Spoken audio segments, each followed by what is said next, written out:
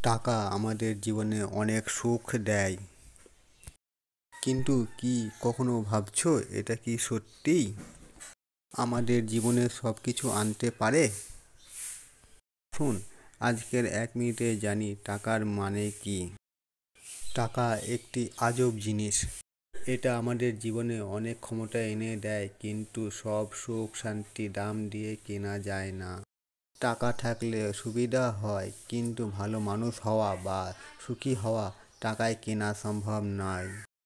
অনেকেই টাকা পেতে এতটাই ব্যস্ত যে জীবনের মূল উদ্দেশ্য ভুলে যায়।